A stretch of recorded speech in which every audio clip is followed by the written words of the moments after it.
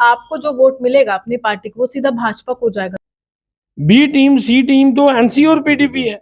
हम तो किसी अलायंस का आज भी हिस्सा नहीं है करते। महबूबा मुफ्ती से डर लगता है, क्या लगता है अपनी पार्टी? किस बात का डर लगता है? कह रहे कि इस पर लहर चल रही है वहां पर उनकी।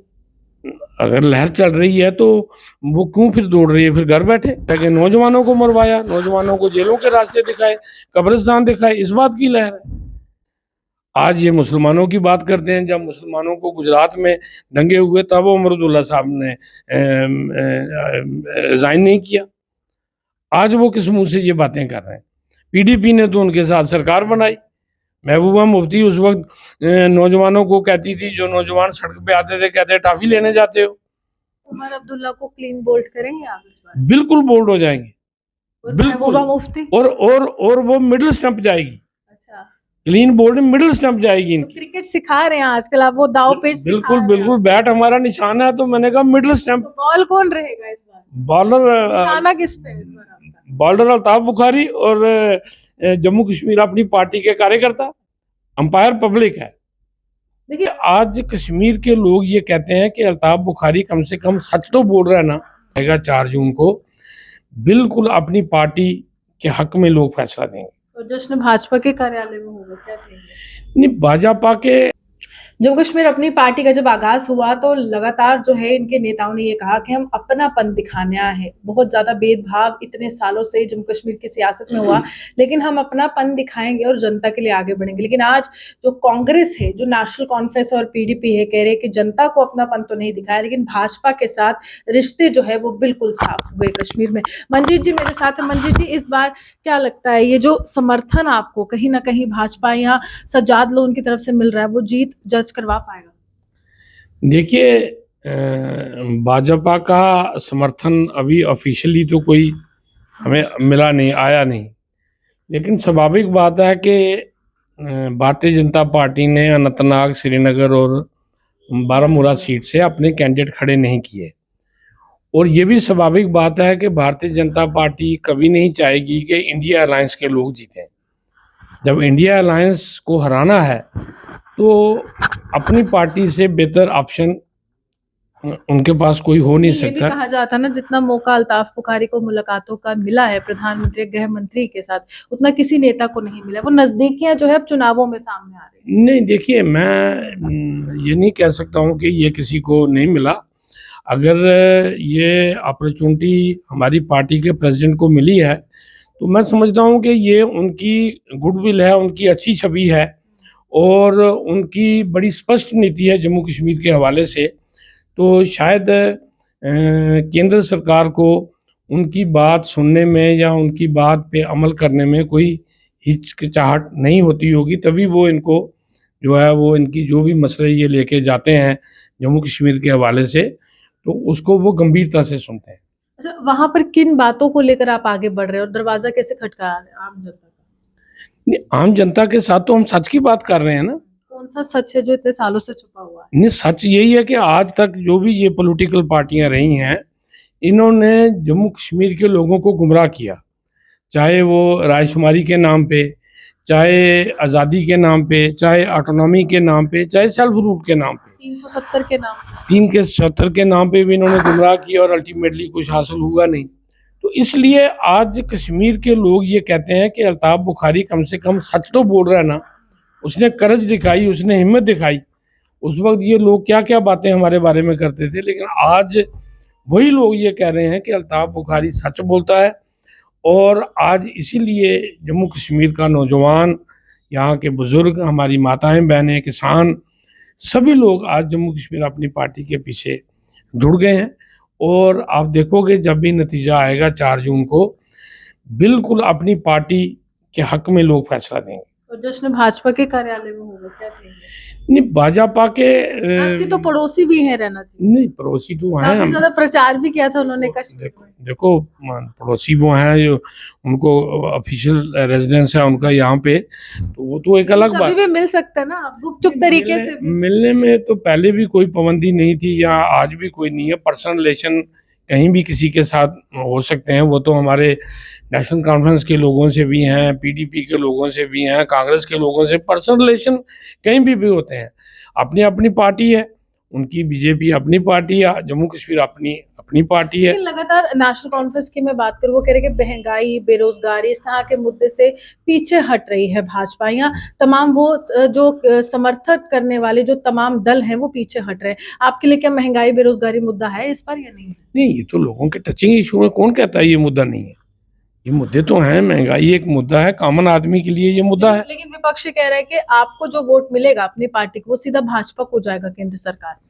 नहीं, उनके कहने से क्या, तो इसका मतलब क्या हो गया कि इंडिया अलायंस को वोट दे रहे हैं? पहले जब वोटर वोट डालेगा वो ये भी देखेगा ना कि हम किसको वोट दें। एक तरफ उनका अलायंस है, वो है कांग्रेस का, पीडीपी का और नेशनल कॉन्फ्रेंस का। ये इंडिया अलायंस का हिस्सा है। अपनी पार्टी किसी अलायंस का हिस्सा नहीं है। हम ना तो एनडीए का हिस्सा है, ना हम इंडिया अलायंस का हिस्सा है। और अगर हमको कोई समर्थन करता है तो हमें समर्थन लेने में क्या एतराज है? हम कहते हैं अगर उमर अब्दुल्ला भी अपना कैंडिडेट विड्रा कर ले, हमारा समर्थन करे, पीडीपी भी हमारा समर्थन करे। अगर वो कश्मीर के लोगों के इतने हितैषी हैं, वो क्यों नहीं हमारा समर्थन करते? महबूबा मुफ्ती से डर लगता है, क्या लगता है अपनी पार्टी? किस बात का डर लगता है? कह रहे कि इस बार लहर चल रही है वहां पर उनकी। अगर लहर चल रही है तो वो क्यों फिर दौड़ रही है? फिर घर बैठे।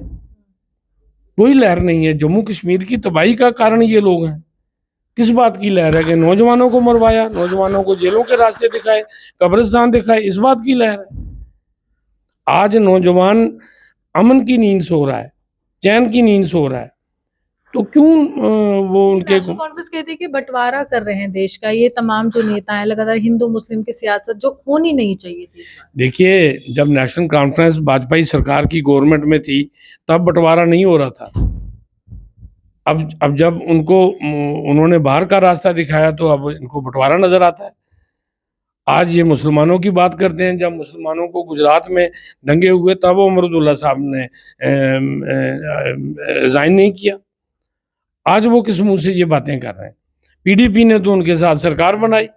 महबूबा मुफ्ती उस वक्त नौजवानों को कहती थी, जो नौजवान सड़क पे आते थे कहते टाफी लेने जाते हो।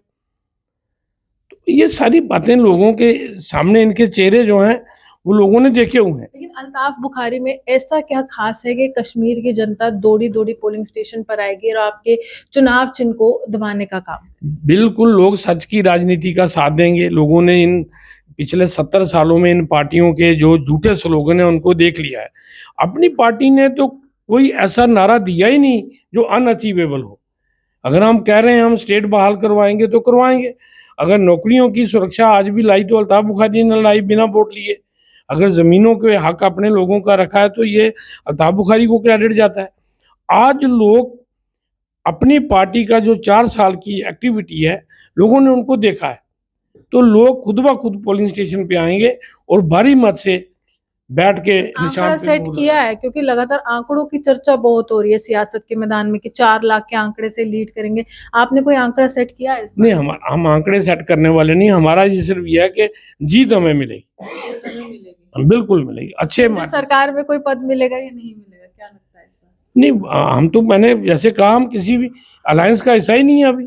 तो ये जो अफवाहें फैला रहे हैं, कौन फैला रहे हैं आप? ये हमारे विरोधी, जिनकी अपनी जमीन खिसक रही है, जिनकी ग्राउंड में जमीन खिसक रही है, जिन्होंने लोगों को बड़े सब्ज बाग दिखाए थे, आज जब वो फेल हो गए हैं तो आज वो इस किस्म की अफवाहें फैला रहे हैं। कि बी टीम तो हमने ऐसे ही कह दिया था, आपने तो स्पष्ट कर दिया, आज भी आपको बी नहीं, टीम क्या कह रहे हैं। क्या बीट, हम तो अपने चिन्ह पे वो लड़ तो रहे हैं। अस्तित्व पे सवाल उठा रहे हैं, वो तो मैं अपनी कह रहा पार्टी के हूं, अस्तित्व मैं पे कह रहा उठा हूं, रहे हैं, आप उनके तो कहने अलग हैं। उनके कहने से लोग इतने पागल नहीं है। खास तौर पे हम पे वो एलिगेशन लगा रहे हैं जो बीजेपी का हिस्सा रहे हैं। बी टीम, सी टीम तो एनसी और पीडीपी है। हम तो किसी अलायंस का आज भी हिस्सा नहीं है। ना हम इंडिया अलायंस का हिस्सा है, ना हम एनडीए का हिस्सा है। हम तो अपने पार्टी के चिन्ह पे चुनाव लड़ रहे हैं, बैट निशान पे लड़ रहे हैं।